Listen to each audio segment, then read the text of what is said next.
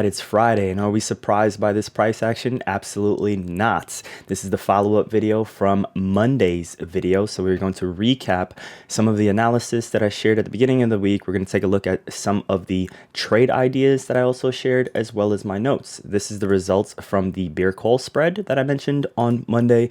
This is the results of the iron condor that I said I was not going to run. I went ahead and added this retroactively, so this is not a trade that was saved from Monday, but it is just based on the levels that I mentioned from 700 to 715. This was the expected range that I figured the market would stay within. If you're not sure what I'm referring to, just go back and check out this video right here.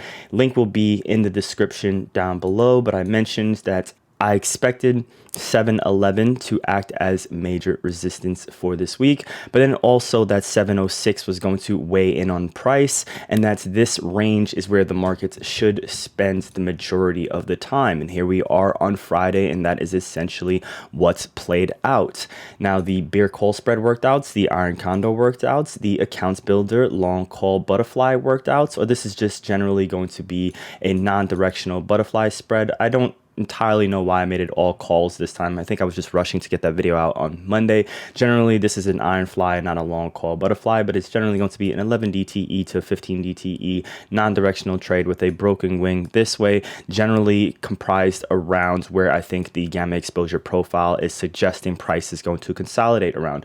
I said this is a trade I was also skipping this week, as I didn't think it was going to be a good idea with the earnings on the horizon for next week. But as you guys can see, it did work out. I just didn't think it was going to be a smart use of capital relative to how much the expected profit was going to be. I also said I wasn't running an iron condor, but as you guys can see, the iron condor worked out really well. The curve for this iron condor was essentially painless as it continued to just pull in profits every day this week, and it hit its usual desired profit target of about 25%. But this is a week whenever I'm this confident in a gamma exposure profile like the one on which I was looking at, I would generally hold this a lot longer. This was the trade that I decided to run, the XSP non-directional iron fly. You guys can see how this has worked out pretty well. Even with 3 lots here, this is a nice way to pull in some extra profit for the week. If you're not going to run something like an iron condor, I run them in tandem. Generally, we'll take profit on the iron condor first and foremost. The beer call spread obviously is another trade in which you take profit. This is not trades you hold into Friday's expiration unless you have some extra reasons to think you can continue holding, but the risk to reward is generally not worth it holding all the way into Friday. Same thing with this here. This is a trade that I will generally hold until Friday just because it is for the following week and it has limited risk in certain directions. The XSP trade, obviously this is a trade now to close out here today or let expire, but it's not smart to hold something like this over the next few hours. It is currently 11:26 a.m. Eastern time, so the market still has about 4.5 hours left in the day. And then lastly, this was my merge call fly, so I'm practically out of all my positions now except for this one, as it is for next week. I'm going to continue to hold, break the general mold here. I've realized some good profits ready for this week, so I don't mind taking the risk over the weekend to see what happens here. I might slap on another position here maybe for Monday that's out of the money just to protect in case the market goes up another % or so. But for the most part, the risk to reward is worth it for me to hold a position like this, but that is not something that you should do, especially if you did follow along with this merge cow fly that I presented in Monday's video, even though I opened it on Friday prior. Now, what do we have going on here in the markets? Let's take a look at this. 711 did act as resistance for the most part. It held above it a little bit here on Thursday, but it was immediately rejected. And look at this beautiful technical pattern here. This is the type of stuff we want to see around our key levels just before there was a breakdown. Now, we're not always going to catch these types of breakdowns, but the point of this is we know where to expect price to go, as well as what type of expected price action to occur around certain ranges. It's not a surprise that this is where the market rejected. The gap was mentioned on Monday's video. This is essentially a gap fill. On top of that, it also was this significant strike right here that I pointed out on the ES. Now, why was that an important strike? Because it was based on the volume profile from last week. It was the value area high. Not entirely sure why this has shifted down here. Might have been an update in TOS's volume information to cause that to happen. But for the most part, it's this general range, as you guys can see here. So whether it's this level or 2 ticks right below it, the point is it's the general area, which is why I never get so hell-bent on exact strike prices. Think of things as an exact range. If it's the ES, maybe 5 points up, 5 points down. Give yourself a little bit of room. Give price a little bit of room. But that is the bounce that occurred here. It is not a surprise. This was the all-time high from last week, and we have some sort of rejections coming up at this area here. On top of that, it also coincided with the 711. 11. So this is a little bit of a forewarning before price actually got to the all-time high that it should struggle at these levels here. The VIX managed to hold this level of 19 pretty much all week, which was in confluence with whenever it got up to 711. It wasn't a major significant level, but there was a decent amount of gamma on the VIX for 19 as well as 20, even though I didn't point that out on Monday's video. This just says the QTA weekly resistance for the VIX, which coincided with about 20. So we had a decent range from 19 to 20, which is pretty constrictive for the VIX here. Market on the daily time frame is hovering around the all-time highs still, but overall this was a great week, just having price action follow exactly along with what was expected. This area down here weighed down on price. Every time price tried to pull away from it, it was attracted right back down to it. Every time it tried to go a little bit higher, it was pulled back down to it. As shown in Monday's video, this is exactly what my notes were at the start of the week. So at 11 a.m. on Monday Eastern time, this is what the market was looking like at that point in time. But these last two bullet points here summarize essentially what my thoughts were, with 710 being a very important strike. As we take a look at price action, we can see 710 was a very important strike this week. This is what a very important strike is to me. It means this market is going to generally interact with it a lot of the time, and if it is above it, it means one thing, and if it is below it, it means another thing. That's generally what a very important strike is. If you can get above and hold above 711, then that would be in the net positive gamma zone as I've highlighted, which would trigger a push potentially up to 715. So that's the market needing to hold above 711, which we're now starting to get here on Friday. I actually just started back recording as I figured I just wanted to add a little bit more of a recap on this. So if you notice later on in this video that the market has not moved yet, that's because this is now being recorded at 11:50 a.m. Eastern time, so a few minutes after I had just finished recording the other segments.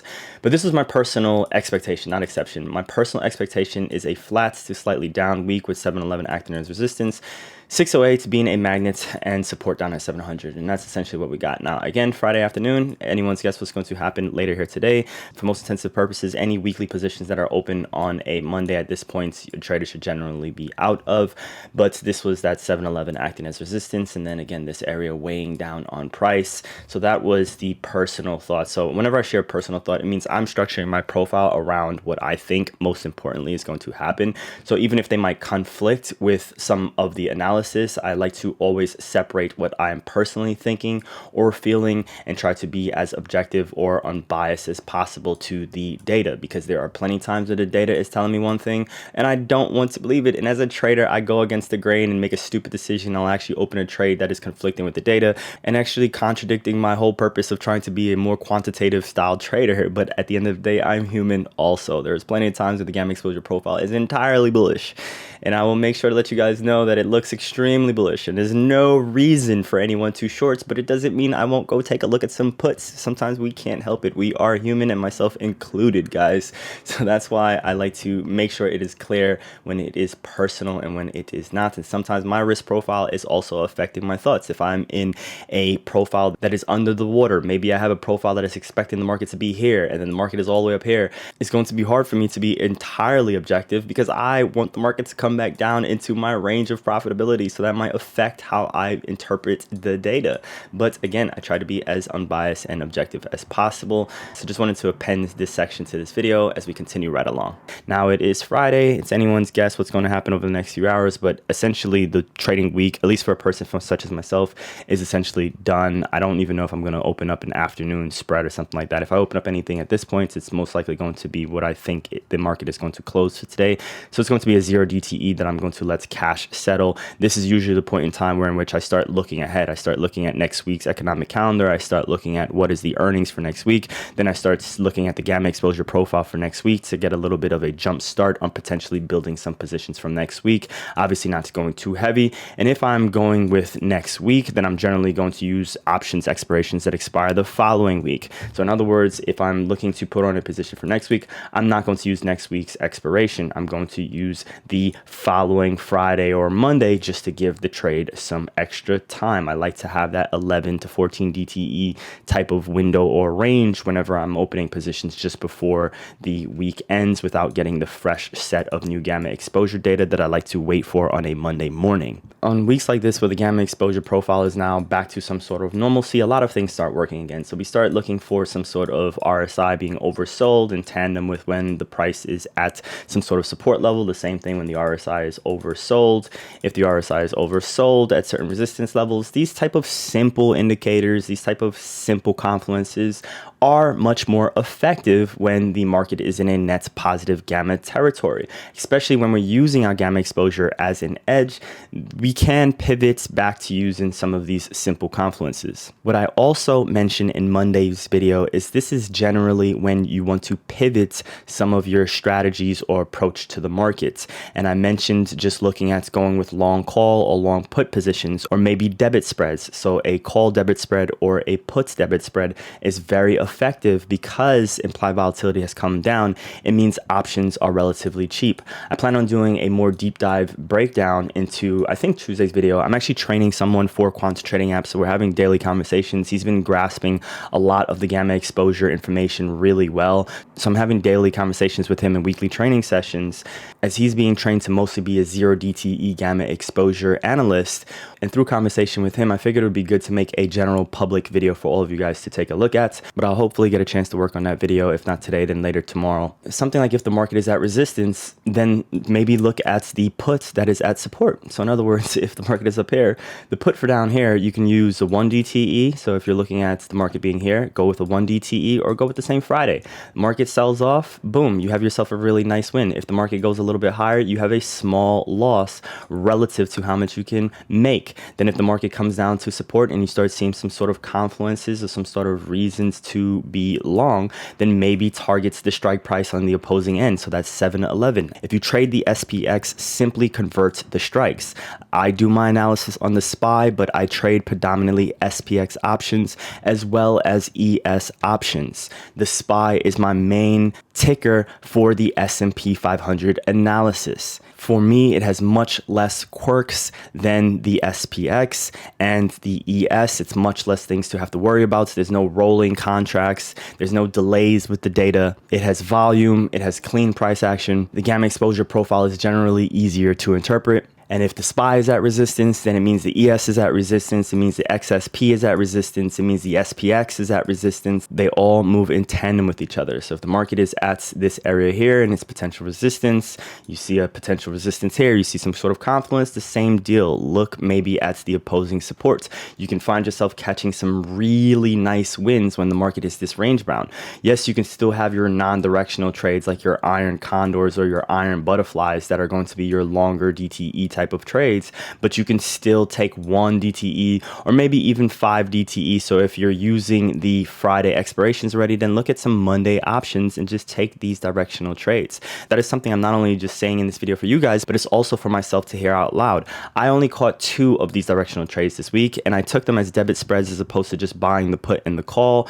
In hindsight, instead of being a put debit spread, I wish I was just in puts. The opportunity was really worth it. And on the opposite end, I went with a call debit spread, but I do wish I just simply went with some calls. I think it is time to get back into trading that type of way. It's just hard after you've been trading spreads for so long, but we are always looking to improve, maximize our P&L every year. And if the VIX is going to be this low and it's going to start trending down again, it means the premium we're going to collect from our iron condors and our iron flies are generally not always going to be worth the risk. Even though these trades are working out, you can do a lot more damage using $2,000 in a directional trade versus using $2,000 in a swing trade for a credit spread. Now, this is a higher probability trade, but we can be hybrid traders. There's nothing saying a person that trades spreads can't excel at also being a directional long option type of buyer, meaning buying long calls and long puts. Let's try to push each other to improve, guys.